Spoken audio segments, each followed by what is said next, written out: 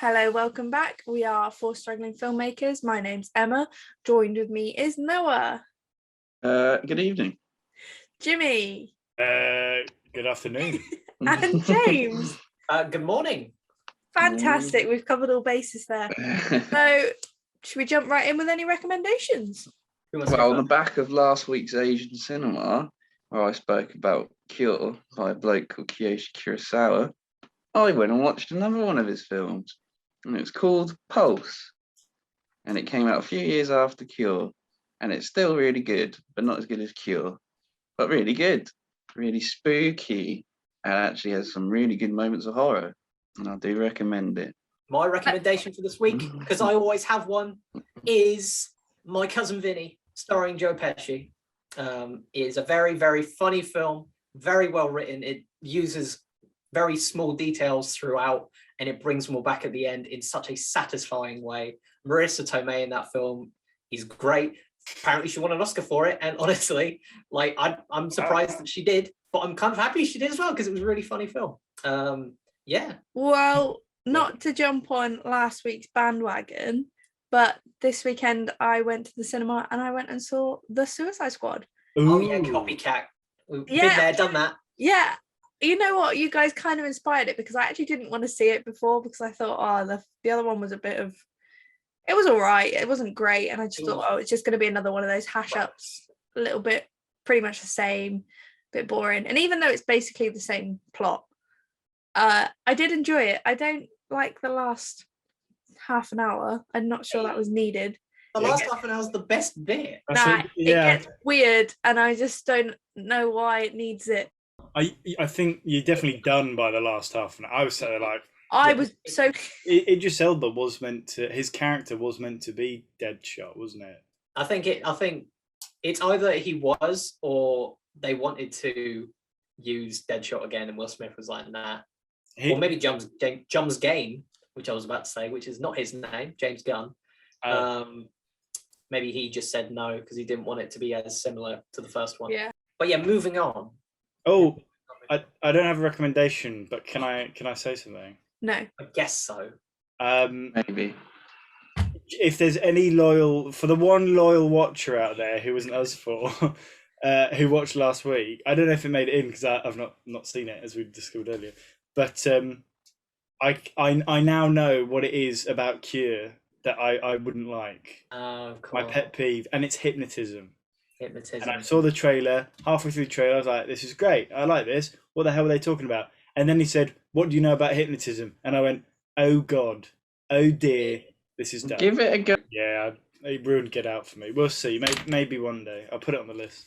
And, for that, our loyal viewers, or new viewers even, if you like what you see and you want to get involved and join us in one of our guest weeks, find us on Tinder. No, don't. just let us know. Just let us know. We are always looking for people to work with and friends. Enjoying if you enjoy our content, come along and let us know. You want to chat about films with some randos? Yeah. We'll let you in. Why not? James is now going to explain basically what we're doing today. Once again, we're doing another Screen Drafts episode. So if you guys watched the top 7 pre-2000s horror, or the top 7 comedy films of all time episodes that we did. And if you haven't, go watch them because they're good. Some of my favorite episodes, and we're doing another one of these today, and it's going to be about the best films of the 1980s. 1, 2, 3, 4, 5, 6, 7 list again of the best films of the 80s. And I've been tasked with explaining the rules. I'll just give a bit of context. So the 1980s was an interesting decade for many reasons. Deregulation of the stock exchange. Margaret Thatcher was in power. Anything else, guys? Falklands War. Context. George Michael was in the church. There was the people weren't around in the 80s. Between Argentina and Britain. And the VHS video came into popular demand. And Laserdisc. Mm-hmm. Yeah. So, rules. It's rule time. It's time to explain the rules of the game. So, what we're going to do, we're going to, as Jimmy puts it, competitively collaborate to create a list of 7 films, the best 7 films in the 1980s, basically. We've all got our own individual lists, so we want to get as many of our personal picks on the list as possible. But, you know, there's a few snags and a few debates to be had first. We are playing for, we're going to spin a wheel, and we get to play for the number 1 spot and the number 5 spot, the number 2 spot, and something called a veto override. So everyone here gets a veto to, in case someone plays a film that they don't want on the list, they can veto it. If someone has a veto override, they can say, actually, no, we're keeping it on the list.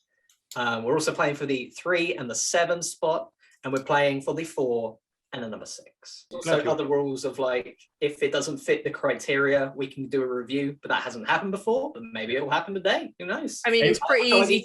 The only way that would happen if someone picks a film that wasn't in Not in the 1980s. Yeah, the criteria is pretty wide this time. I nearly did it earlier, I won't lie. Yeah. 79. I can't remember what the film was now, but it's 79. Right, which means we are at the very fun part of Spin the Wheel. Who's doing it? Who's spinning the wheel? Me. Emma's spinning the wheel. She's rigged it. Let's do it. What are we doing? Exciting. Spin that wheel. Spin that wheel. I need to see it spin. I assume the first spot is for number 1. The first spot is for whatever people you want get to pick. Right? Yeah. Maybe people don't want that number 1 spot. Oh, it's rigged. Oh, is it rigged? Oh, it actually is as well. Can't believe it. Well. So, I am going to go for number 1. Oh, here we go. Number 1. And number 5, please. Number 1 and 5. I'm so scared of what you're going to pick. Prepare your vetoes, everybody. Sorry, Spin that wheel. Spinning the wheel. Spin that wheel. Let's go. No! No! Oh, it's going to be exactly the same as last time, for God's sake.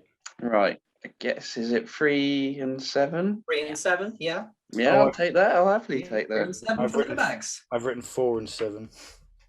Jimmy, I told you the right one. I know, and I still messed it up. I moved. It doesn't matter. For the 3rd time today on 4 Struggling Filmmakers, it is time to spin that wheel. I don't want the 2 and the veto override, for God's sake. Yes! Well. How the turn tables. Oh, gee, I guess I'll take 4 and 7 then. 4 and 6, Jimmy. 4 and 6. Oh no!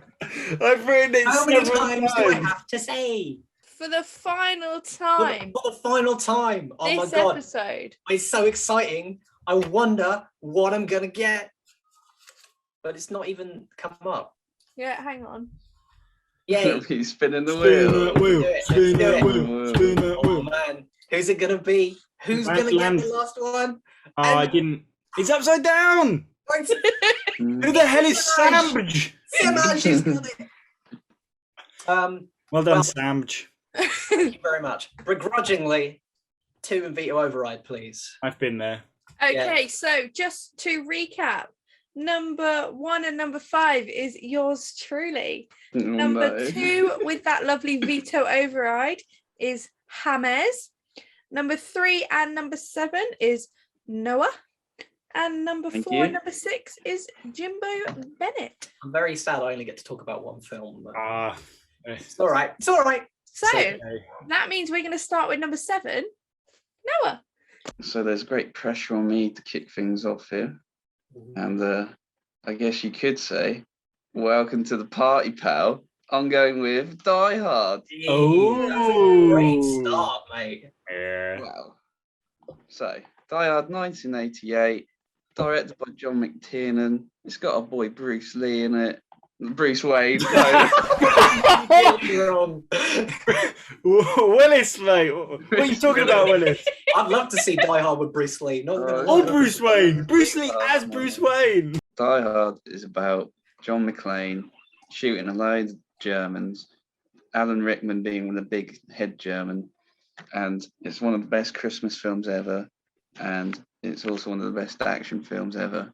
I don't think anyone can object to this being on the list in any way, Not shape, at or all. form. Die Hard It's one of is. the most. It's one of the staples of action movies. One of the staples of 80s movies. So, Yeah. anyone have any thoughts on It's- why Die Hard is brilliant?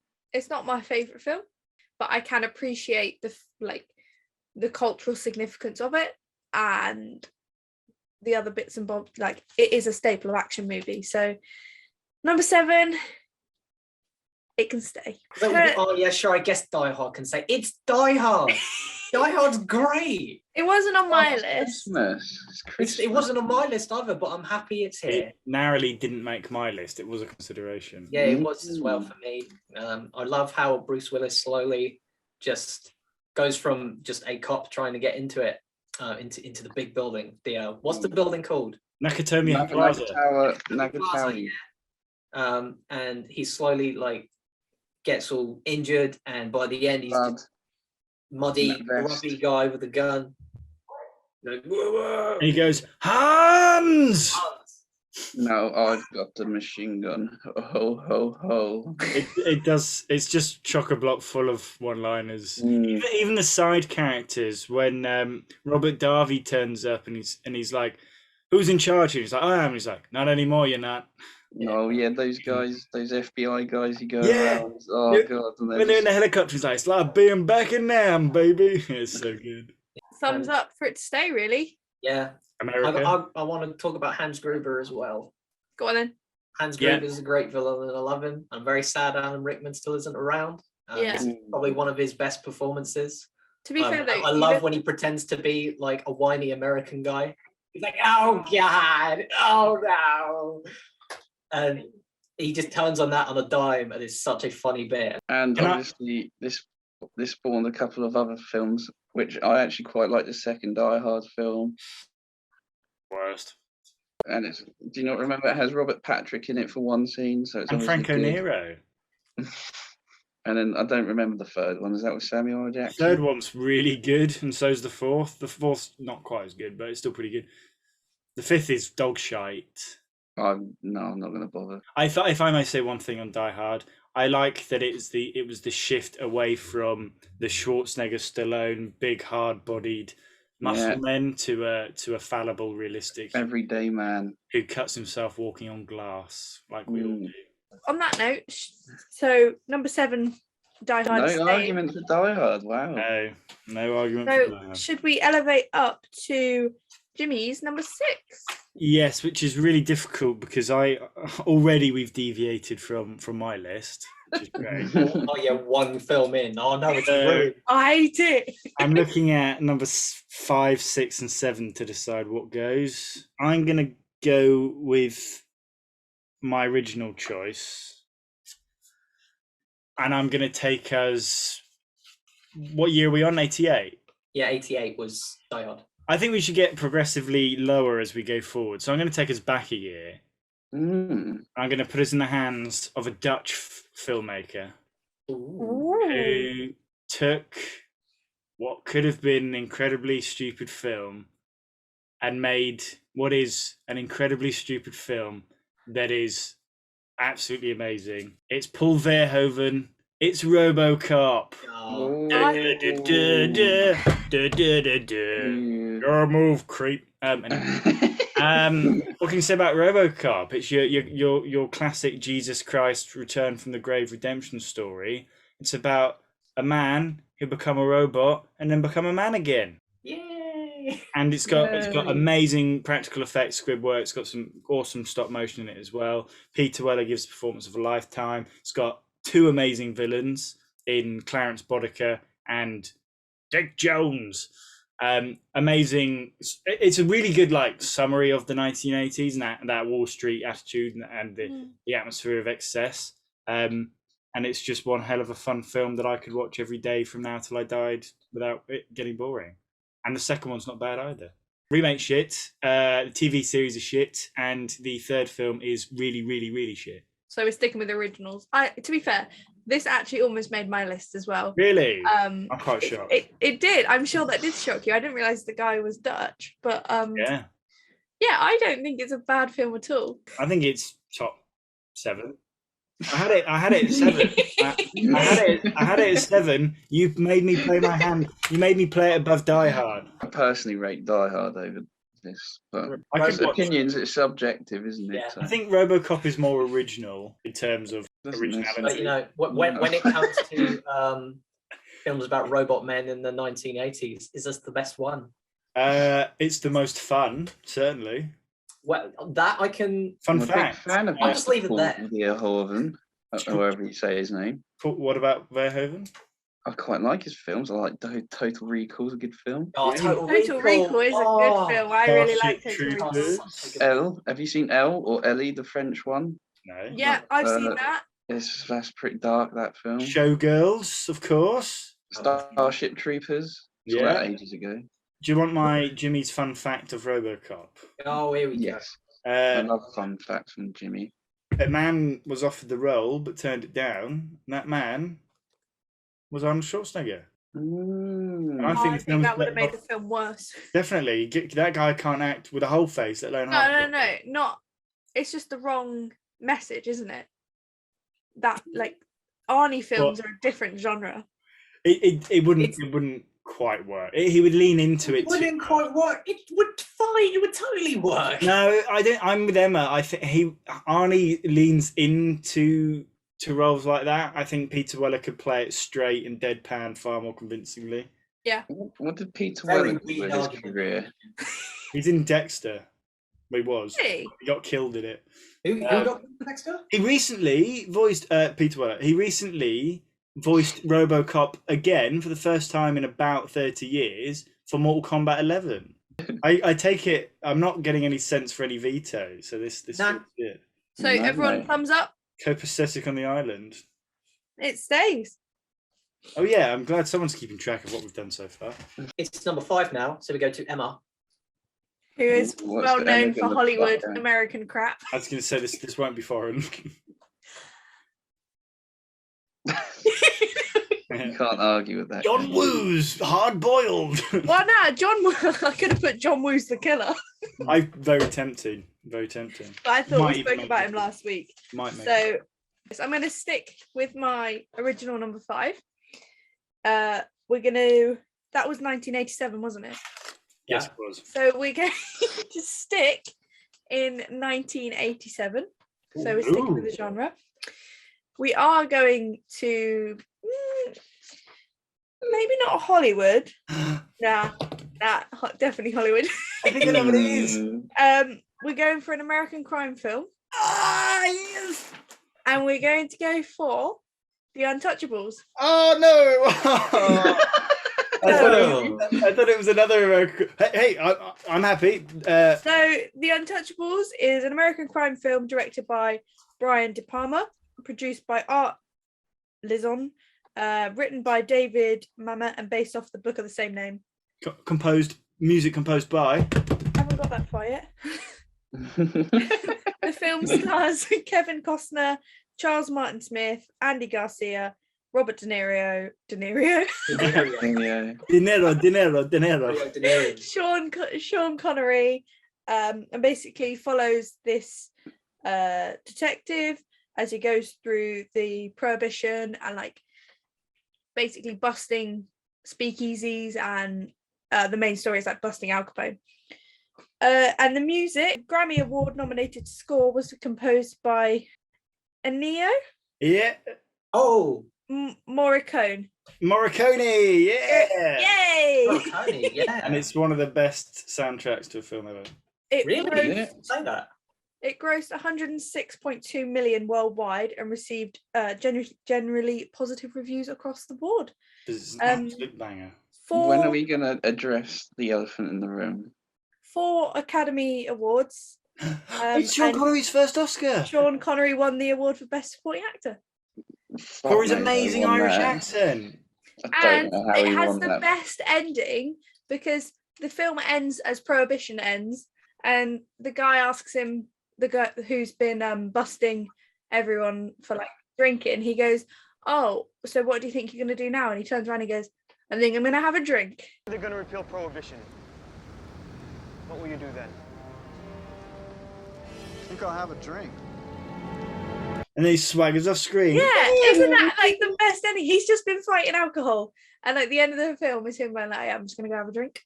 And as he says it, "The Path of the Righteous Man" by Ennio Morricone kicks in. So that's my number 5. Interesting choice. Can't see anyone vetoing theirs. Go on, Noah. Let it out. That is good film, but really, I just didn't expect it. That's all I'm saying. Did anyone really expect this? I did. It was probably going to be my number 8, but I'm very happy that it's here. I like The Untouchables. I think it's got some good bits in it. I like De Niro as Al Capone. Yeah. He's very good. I like the bit where he's like, "I want him dead when his whole family's No, dead." very dead. I want his house burned to the ground. I'm going to piss on his ashes. I like the Odessa Steps bit. Yeah, the Odessa Steps, of course. The steps and the pram, and that's just perfect piece of cinema. That has to be one of the most iconic scenes in American Hollywood cinema. You can't deny that. So I completely understand why you're like, oh, I didn't expect it to be on the list. This because there is such a vast array of films to choose from. Of course, it's a whole decade, but I was looking at a lot of the films, and a lot of the films we've kind of discussed already on this channel, and I don't want us just to be repeating ourselves. True. There's nothing wrong with repeating yourself. Yeah. When we're talking about the best films of the 80s. There's nothing wrong. You don't want to be different. Like there was one film, which I'll probably say now because I wasn't going to pick it, but I almost considered putting The Dark Crystal on my list. Now you're probably thinking, why? Yeah. Why would you put The Dark Crystal on the list? But I genuinely think it's got some fantastic filmmaking and craft that I really wanted to talk about, but it's not one of the best films of the 80s.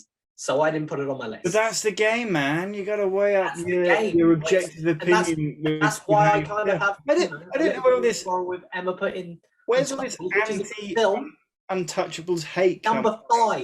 It's a great film. Okay. They're just haters, Emma. They hate us because they hate us. Can I just say as well, Brian De Palma made this the same year as Scarface. Oh no, he didn't. No, he didn't. Scarface is years before. No, 87 as well, isn't it? No, it was like 83 or something. Oh yeah, This was 87, but yeah. No, Right. oh, I thought it was 87. So when you said 87 and Brian De Palma, that's why I got so excited. Blowout's his best 80s film anyway, with John Travolta and Nancy Allen. So who's vetoing it then? James, what you No, you brought up the veto. I think you should veto. All right then, yeah. Sorry, Untouchables. You're good, but you're not. I not agree. top It's a good 5. film, but I disagree. You're not better than Die Hard or RoboCop. not at all. More sweeping and covers ground. People will remember RoboCop in 20 years' time. I won't remember Untouchables. People will remember the Untouchables. We watched it in history. I have a feeling that's kind of why I have a grudge against it, because I watched it at school. It feels like a school film. That's the most insulting thing. In that classroom crying when Sean Connery died. And everyone was like, when he turned around and he said, I think I'm going to have a drink, my whole class was screaming like, oh, yeah. We're going to the start of the decade. Really? We're going to go for 1981. It's a well-known director. I think we're talking Hollywood, we're talking budgets, we're talking... Well, you thought you knew last time, Jimmy. Yeah, but I'm dead sure. We're talking Indiana Jones, Raiders of the Lost Ark. So, that's a better pick. Okay, thank you. So action adventure film directed by our Lord and Saviour, Steven Spielberg, written by Lawrence Kasdan and based on a George Lucas and Philip Kaufman story. Stars obviously everyone's favourite Harrison Ford. I mean, you can't go wrong with Harrison Ford, really, can you? So Indiana Jones, he's globetrotting around the world, defeating Nazi soldiers, planes. We've spoken about the film briefly in our documentary episode where we talked about the spoof. Well, not the spoof, but kind of. The fan film. The fan creation. So there was a $20 million budget, and it grossed, let me just get this right, 50 quid a packet of crisps. It became the highest grossing film of 1981, despite Superman 2 coming out at the same time, earning approximately $330.5 million worldwide, and it also played in some theatres over an entire year. That's pretty cool. Wow, we. Obviously, critical success, receiving praise for its modern take on the serial film. So, Raiders of the Lost Ark is considered one of the greatest films ever made on multiple different platforms, websites, critic reviews, blah, blah, blah, and has a lasting impact on popular culture, spawning a host of imitators across several media and inspired other filmmakers.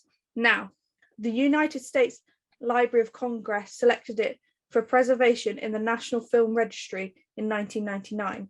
So in 1999, they were like, this film is going places. It needs to be in our National Archive. And that's where it is. That's only 18 years after it came out. I know, it's ridiculous, isn't it? So, you know, pretty rad. It then obviously spawned the success for the later Indiana Jones, because I think Indiana Jones was always going to be Indiana Jones. Yeah, fine. But Raiders of the Lost Ark had such success and such a fan drive that it led the path to the... Didn't even need the name Indiana Jones in the title to sell it. You don't. No. It could potentially have been a standalone film, but everyone loves Indiana Jones. I still think Tom Selleck should have been Indiana Jones as was originally planned, but that's fine. Oh yeah, of course. However, we'd never have got Magnum PI if that was the case. So. This isn't the best 80s film with Harrison Ford in there, is it? So I think it is. I mean, like, you can't really go wrong with Raiders, can you? No. Raiders is pitch perfect. It's a safe bet. And also, this is only number 5. Yeah. Yeah. I see. I wondered whether James would veto this to put it higher. Nah. Ooh. I mean, I really like Raiders. I really like Indiana Jones. This is probably the best Indiana Jones film. I mean, I don't think many people would argue. Yeah, it was a tough choice because there's 3 Indiana Jones in the 80s. Yeah, the original trilogy were all there, weren't Exactly, but I thought an Indiana Jones film had to be on the list, and this is everyone's favourite, I think, by far. The quintessential. Shall I say the obvious fact that everyone probably already knows? Go on, Jimmy. You're Okay, fat boy, aren't you? So we know the infamous sword fight bit where he's like, yeah, and then he just goes bang and shoots him. Well, they had storyboarded and they had choreographed an entire fight sequence between the two. Did you know that scene was improvised? No. Well, it was, but why? Why? Because the food where they were filming in Egypt gave them all the shits. I'm not vetoing this. Great music as well. This didn't make my list. Yep, John Williams, second best composer of the decade. Yeah. Second Behind who? Ennio Morricone. Oh, okay. He did some bangers in the 80s. Yeah, but apparently not enough for the Untouchables to stay. Nah. No. Well, In the hindsight, I think I made a correct decision there. So thumbs up for Raiders. Thumbs up for Raiders. Even tempting to veto this to put it higher, but I want to keep it. Yeah. All right. Movies in a row. Yeah, so maybe 4. maybe Jimmy will give us something slightly different. Was it that time already? Yeah. If I want my number 1 to get on this list at all, I might have to play it now. But it's going to be so out of place as well at number 4. God, I've actually got to pick one. No. Okay, I've got it down to 3. Somewhere between 1982 and 1984. Jimmy, yeah. If someone said to you right now, which of these films do you want to watch the most? I'd punch him in the face. I want to watch all 3. James, I have faith in you, James. In me? Noah, I have faith in you, Noah. Okay. And this is my last card. So, I'm going to play this film criminally low down on the list at number 4, because it deserves to be number 1, which it was for me. We're going to go back up a year. This is probably going to be the only representation of this filmmaker on this list. He is an incredible filmmaker who never got the credit he deserved at the time. This film came out the same year as another film on the same subject matter with an entirely different approach, and it completely destroyed the reception of this film. Ooh. It's another Ennio Morricone scored film. Ooh. Science fiction, ladies and gentlemen, The Thing. The Thing. Oh. The Thing. Boom, boom, Boom, boom. And what was that other film, Jimmy? E.T. E.T. Which I don't want to make this list aggressively, but we'll see. The Thing, Emma. for those of you who live under a rock and haven't seen one of the greatest films ever made, it's about a team of US researchers in Antarctica who suddenly a dog runs onto the base being chased by two Norwegians who are trying to kill it. Those who get killed and the crew take in this dog, only as the Norwegian says at the beginning in Norwegian, get away from it, that's no dog, it's a thing. This John Carpenter adapted this film for the second time after the 1950s effort, which is much closer to the book. It's a masterpiece in tension, horror, suspense. Rob Bottin, who did the practical effects when he was, I want to say 20, 21, he was younger than us. Jeez, man. He put himself in hospital doing this film because he from exhaustion. The stuff this guy made is an absolute testament to his ability as an artist and also to just how creative practical effects can be. It hasn't been matched since for practical effects. Probably never will be now because of CGI. And it's just a testament to what you can do with very limited resources. It wasn't a big budget film. And him and his team just deserve the absolute credit. Not nominated for an Oscar, as far as I remember. Oh. I don't think this film was nominated for any Oscars because it was critically panned when it came out. Oh no, of course it would have been. It's a horror. Exactly. And what a cast. It was an independent horror as well, even worse. But what a cast. Kurt Russell in probably his best role. Keith supported by David. Keith David, of course. Mine's gone blank. What the hell are all Wilfred Brimley. Wilfred Brimley. Yeah, Wilfred Oh, Brimley. J. Carter. Yes, there we go. David Clennon. Perfect. There you go. An amazing cast of characters in a really tense setting. And if you can find me a better horror, this didn't make our horror film list, did it? It didn't. No, it was on my list. Halloween did. Yeah, I think it was over. Halloween Yeah. probably Which is more straight horror. more pure horror. Not just one of the best films of the 80s, one of the best films of all time in my top 5. This was Surely not. Oh, don't. Yeah. Oh. It's The Thing. It's not Emma's cup of tea. No, it is. I like the film. I think number 4 is a perfectly respectable place to keep this film. I think number 1. I think it's low. I'll tell you that for free. And also, I've thrown all my cars all over my room now, so please don't maybe go pick them up. Okay. I don't have beef with you because you stuck up for me, so Thank you. I will let this one stay here. Oh, a bit of gamesmanship. I could veto myself to put it higher, but I can't put it higher, so I'm not going to. He has no other option. Okay, so are we all thumbs up? Yeah. Really like John it. Carpenter. It's like that game Among Us, isn't it? Huh? It is. Oh, yeah, it is, yeah. So we're moving to Noah's final pick. We're in the top 3 now, so take your bronze medal. This is where shit looks real. Right. Do I trust that James and Emma are going to make the right decisions here? Well, I really don't know. I really don't know now. I think me and you know what the best film of the 80s is, but I don't think James and Emma would agree, but we'll see.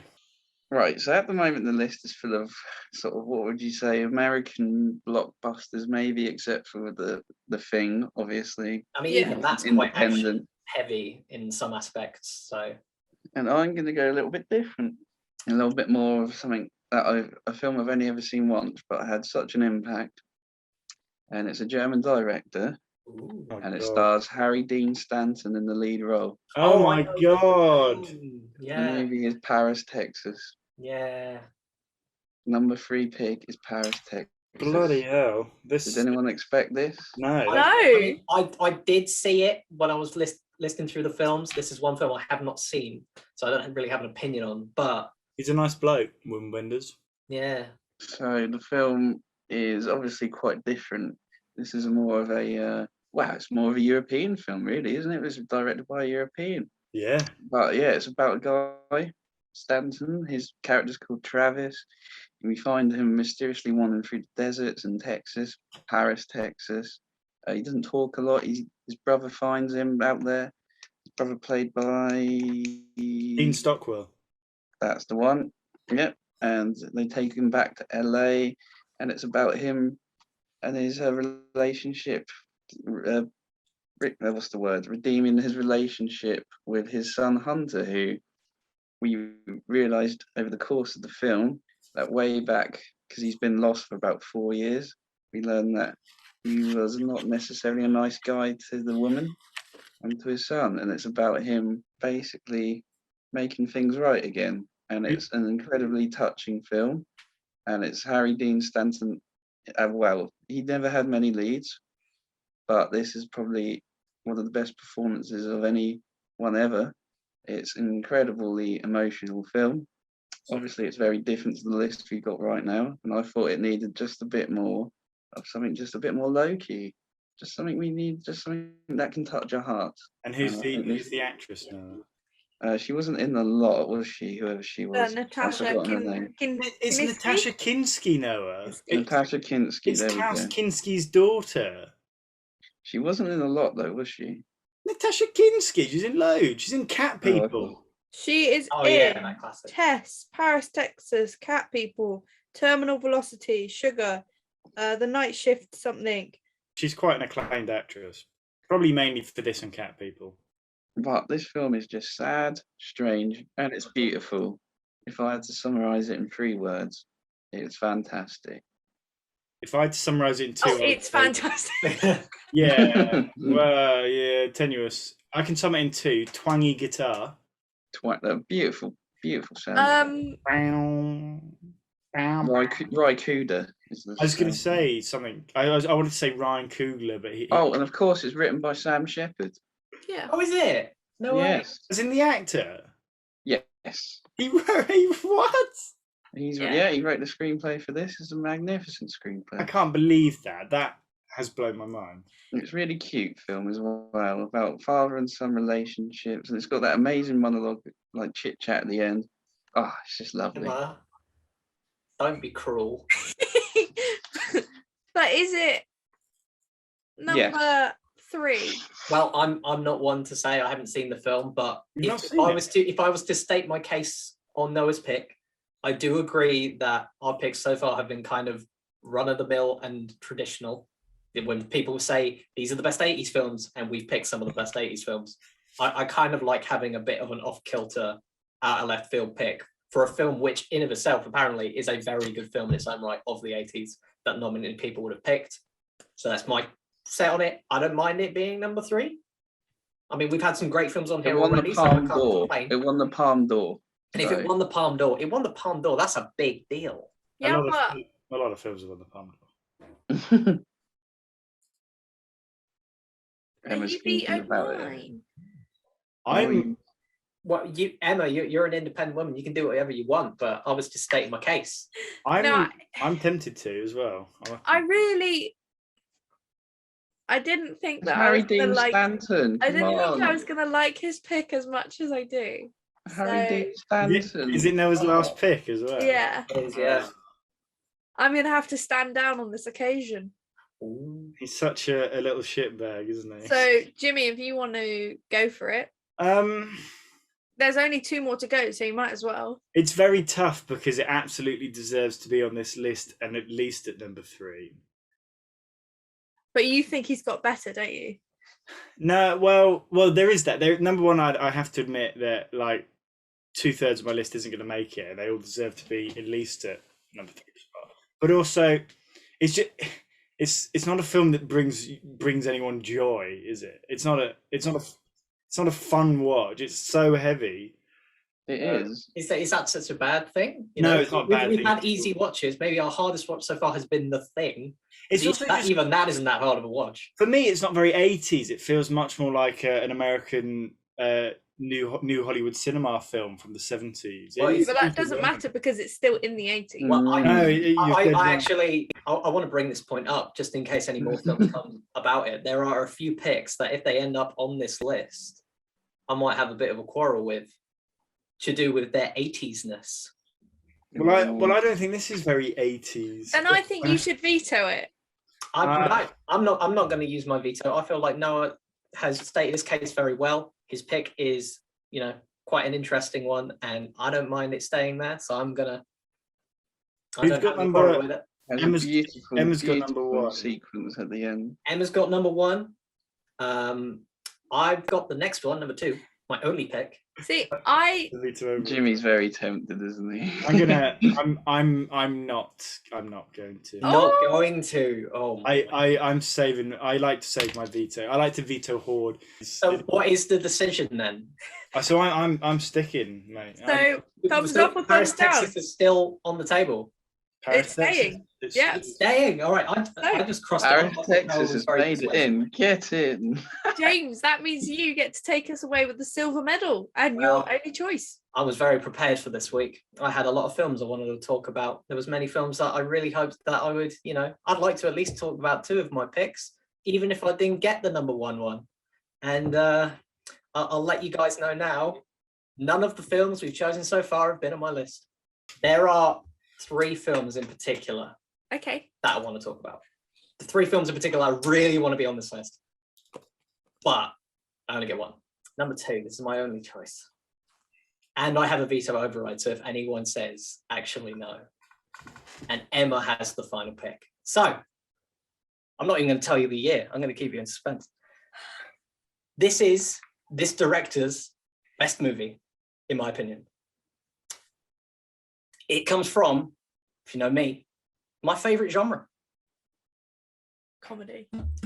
And for reasons that you will explain, I cannot say the title more than 3 times.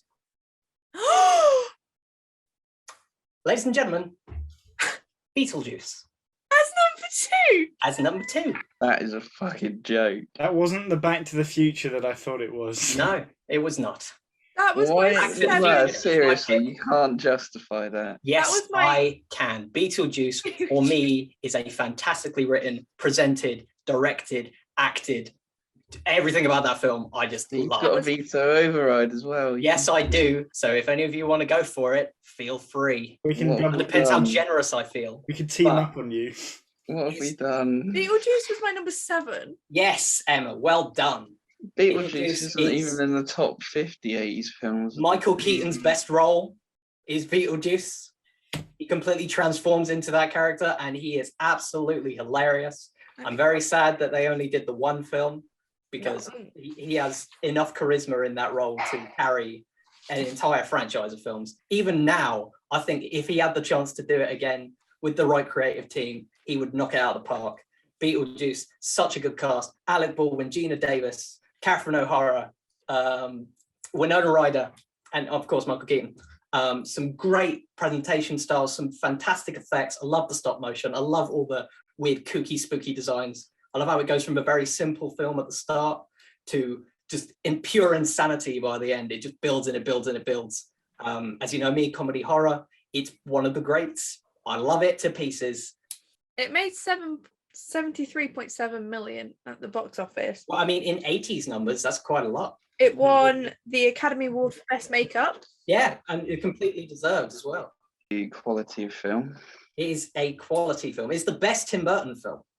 And I- it inspired a musical. Yeah, and it made a musical recently. I didn't even know that, but But Oh, so it James, must be good. have you seen at Universal? I don't think they do it anymore, actually. I think it's shut down. But at least, I think about 13 years ago, I saw at Universal Orlando, Beetlejuice meets the Ghostbusters, the no, production. what? Um, Oh no! Don't tell me no, he doesn't like love it. It's well, it's awful, but it's so good. it's. I mean, also another point about Beetlejuice. I love the use of music in that film. I love all the Harry Belafonte songs. Love Deo. Love Shake Senora. Danny Elfman's score as well. The theme to Beetlejuice is so good. I love it. It's so like spooky and kooky, and it's just like really gets you going. Man, I could go on about that film. There's so many fantastic bits in it. I think it's too high. Well, It's unbelievably high, really. unbelievably high. Having seen James's little face light up at talking about this film and the passion and energy. There's nothing we can do. He's got the veto override. No, because if you veto him and then he's veto overrides you, so it's still Beetlejuice, then Jimmy Rye can veto that and then he can't do it. Well, you can only use 1 veto per turn. I think Noah's out No. of vetoes. No, I'm pretty sure that's the case. No, No. you can. We can do multiple. That's how you Yeah. end up speaking about multiple films. No, because if it was a veto, and then I didn't have the veto override, I'd have to pick another film. And if you veto me again, that's fine. But if you veto me and I veto override it, then it stays. Because then what's the point of having a veto override if you just get vetoed again?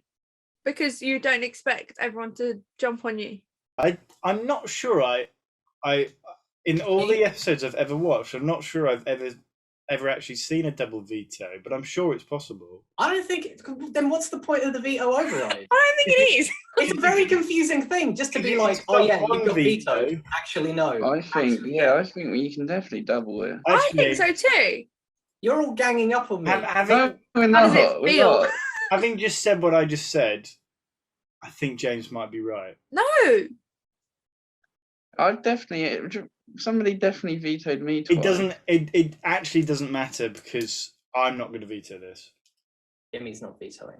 As much as I don't think it belongs here. Oh, I'd have to team up with Noah. James said it. I've used my veto. James said it. Yeah, James knows what he used it. Sorry, but James spoke about that film with such passion and his face lit up. I can't. Yeah, to be fair. Thank you, Jimmy. It's too high. It was my 7A, but like I do think it deserves to be on the list because, you know, it is somewhat culturally significant. It's not the B film that it should be. And he's right. The from live action stop motion is so smooth. The effects are good. And it is good. What if maybe that was a bait, guys? Maybe there are films that I think deserve the spot more. Oh my god! Maybe I want to talk about hold on. Let me James just blubble buff us. Blubble buff us. Now. Okay, I'm ready. Just to reiterate, Beetlejuice was number 3, so it was still pretty high up. Yeah. But now I'm going to go with number 2. So you did bait us. Well, either or, it depended on how I felt. Like I feel like I got all my passion about Beetlejuice out. So now that I've talked about it, it is a good laugh. It's a good film. If it doesn't make the list, it's okay. I've talked about it. Guys, watch Beetlejuice. It's great. Moving on. I feel like I'm repeating myself. Is the director's best film? It is a film about time travel. Bill and The Terminator. Wait, what? The Terminator is my pick.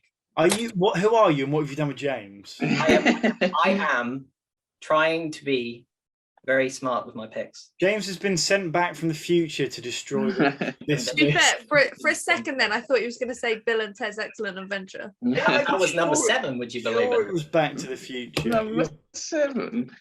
But yeah, The Terminator is now my second pick. It's the best Terminator film. It's one of my favorite films ever. I think even though it's on a low budget, it's a fantastic thriller that does a lot with a little. Even though we talked about Arnie a bit earlier, he's a bit stoic and, you know, maybe he's not right for some roles. He's right for this one. You cannot deny that he just this stone cold killing machine. Steve Austin. Some great action in this film. I love the police scene where they go to the station. He does the "I'll be back," smashes a car into the wall, and just completely guns down everyone. Linda Hamilton's great. Michael Biehn's great in it as well. I think it's thrilling. It doesn't have to be over the top to get your blood pumping.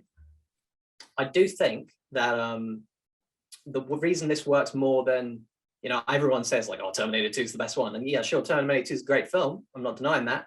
But I feel like this film works more because there's a lot more personal stakes involved. It is not, oh yeah, there's just insanity of this unkillable big blob monster who can drive trucks, and now Arnie's got a minigun and there's all fucking explosions there. With this, it's literally just a waitress who is slowly, one by one, all the people who's called by her name, Sarah Connor, are all being killed, and she's next, and she's on edge about it. And then this rando's like, oh yeah, I'm all from the future. And of course, if this is the first film in the franchise, you don't know if this guy's, a complete loony or not. Like, why should she trust him? And I feel like that's what works about the film. It's the interplay between Michael Biehn and Linda Hamilton and the pursuit of Arnie. That makes it so good, rather than a whole sprawling big world building story that the second one does. I think this one works a lot less bombastic, does a lot more. The music, the synthy soundtrack, so good. I didn't expect you to pick Terminator. It is in my top 10 movies. I didn't know that was your favorite film. It's not my favorite film. It's not Back to the Future. Yeah, well, we know that. I'm shocked that you didn't pick Back to the Future. Well, because we only spoke about it like last week. Well, that's not even the point where I wanted to, not talk about it. I was just hoping that Emma was, smart enough to pick a correct answer. If you think Emma's picking Back to the Future for the best film of the 1980s, you've got another thing coming. I don't really like it.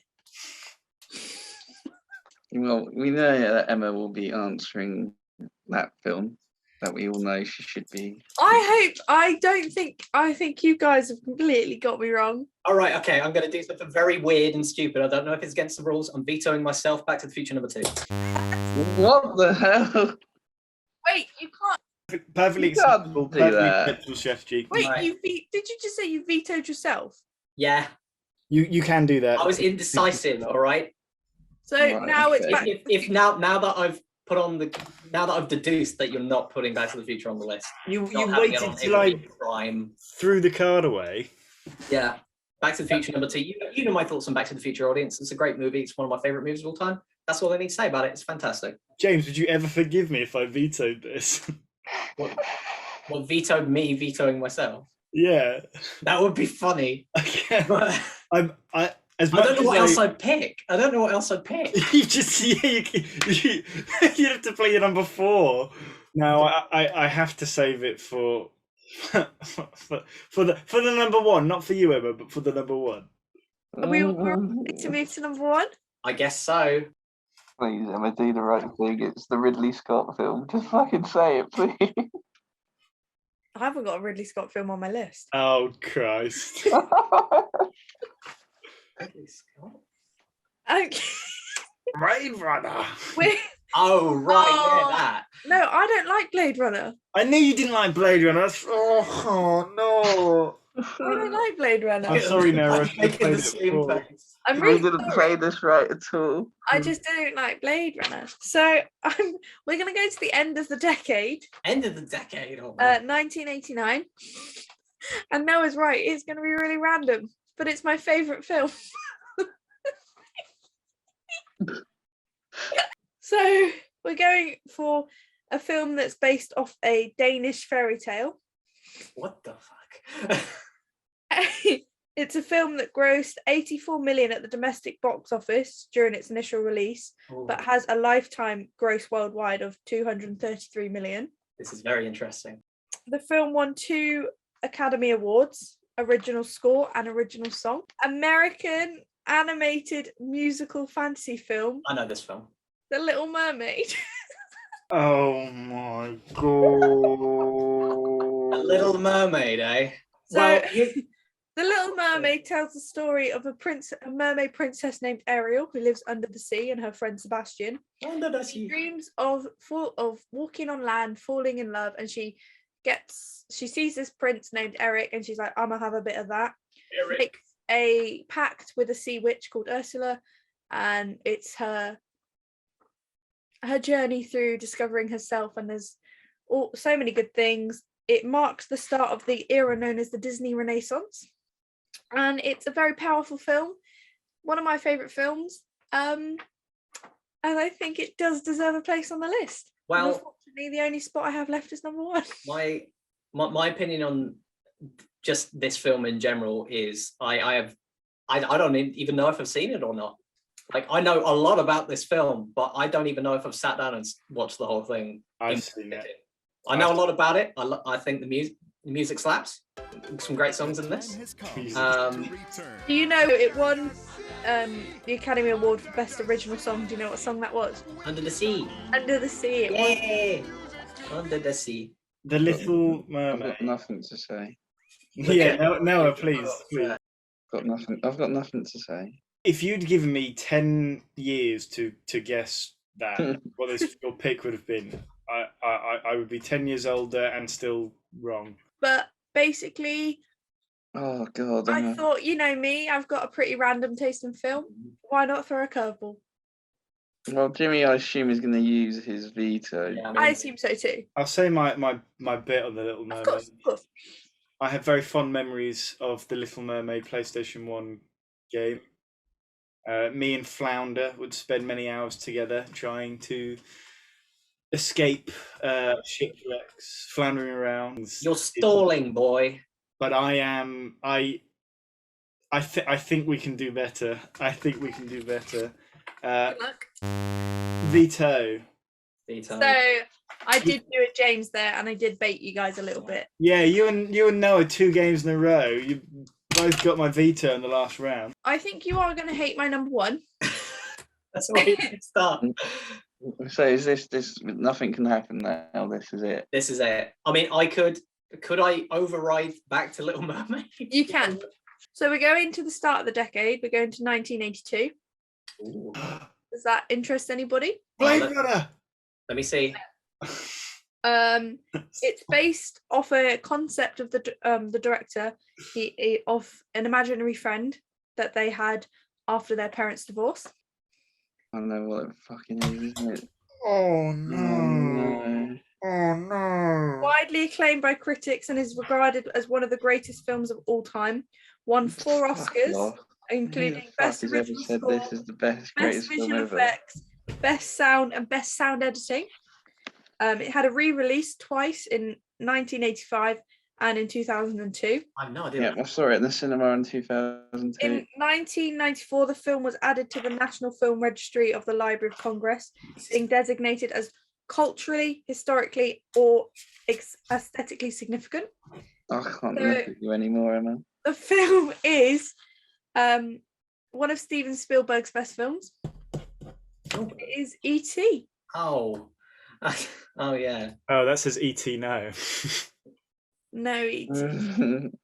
Oh, So, oh It no. stars Dee Wallace, Henry Thomas, Peter Coyote, Come on, Emma, tell us why it's the best. Robert McNown, and Tell us why it's the best. We don't care about the cast. Come on. because, right, let me put my notes away, and I'm going Go to on. speak to you from the heart. Okay. Go for it. From the sun. I think E.T. is a phenomenal film. Not only is it a feel-good film that just makes you feel warm inside, it's got something for everyone. Like any age can sit down and watch it. It's appropriate for all ages. It's got a little bit of comedy. It's got an ugly little alien that sits on a bicycle. I'm sorry, what more do you want? A little thing, like, I just think it's such a cool concept. And when you dive deeper into it and find that it's based on Steven Spielberg's imaginary friend when his parents were having a divorce, like, does that not just cut deep inside you and think, oh, that poor little boy man? Poor little boy man. Poor little. I didn't know that. To be fair, I didn't know it was based. I think, and like, it won loads of. I mean, awards don't mean anything, but you know, it was critically acclaimed. And if on this podcast we want to look at like critically acclaimed films, and I think it's significant to talk about. It's got so much history behind it. Everyone knows E.T. You don't, like, it's so culturally significant that like you could talk to anyone and they'd know what it is. So I don't understand how you could be opposed to something on like that when with the popularity that it's got. And I think a lot of people would be on my side and thinking it is one of the best films of the 80s. I think you're right. It is generally regarded as one of the best films. And the animatronics in it are awesome. They were designed, I'll give them a little shout out. Carlo Rambaldi. By Carlo Rambaldi, yeah.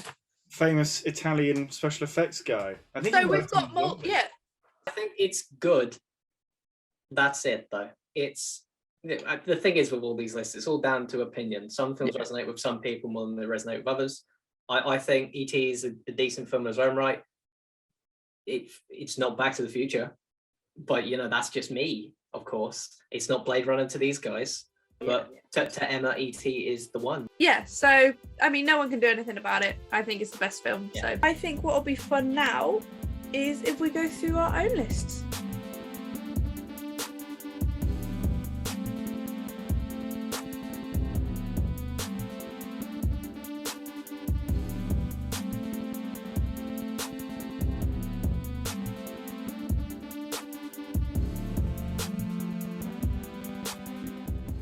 going to do some very quick honourable mentions. The Breakfast Club. Yep.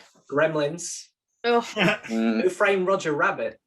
Oh, very Ooh. nice. I would have let Shining was Yeah. an honourable mention. yeah. Raging Bull was an Yeah. honourable mention. Die Hard was one. Yeah. RoboCop was one. Lethal Weapon.